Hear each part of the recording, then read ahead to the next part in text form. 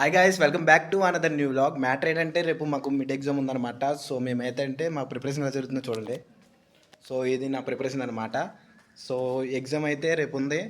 So మనం తినేసిన తర్వాత స్టార్ట్ చేద్దామని చెప్పి ఇంకా తినడానికి అయితే వెళ్ళాలి గాయస్. ఇప్పటికే 9:30 అయిపోయింది అనమాట. మెస్ మరి ఇక ఉంటుందో లేదో టిఫిన్ మరి చూడాలి. ఇంకొక విషయం ఏంటంటే అట్టి చెట్టుకున్న కాయలు అయితే చాలా రోజుల నుంచి చూస్తున్నాను అనమాట. ఎప్పుడైతే పళ్ళు అవుతాయి తిందామని చెప్పి, కానీ ఇంతకే అవ్వు అంతకే అవ్వదు. ఎవరైనా కామెంట్ బాక్స్లో అయితే చెప్పండి అట్టికాయలు ఎన్ని రోజుల తర్వాత పళ్ళు అవుతాయని. హాస్టల్ బయట చూడండి ఎన్ని బళ్ళు పార్క్ చేసి ఉన్నాయో. దీంట్లో మన బండి ఒకటి ఉన్న బాగుండు, విజయనగరం మొత్తం తిరుగుతున్నాను. ఈ ఆకులు లేని చెట్టు చూస్తుంటే మా ఫ్రెండ్ గుండు కొట్టించిన ఫేస్ అయితే గుర్తొస్తుంది అనమాట. 1,00,000 ఎక్కువైనా పర్లేదు కానీ ఇలాంటి తాళం కప్ అయితే ఒకటి కొనుక్కోవాలి మా రూమ్ కి. బ్రేక్ఫాస్ట్ చేసి రూమ్ కి అయితే వచ్చేసాను. నిద్ర వస్తుందని చెప్పి పడుకున్నా. ప్రిపరేషన్ తర్వాత స్టార్ట్ చేద్దామని చెప్పి.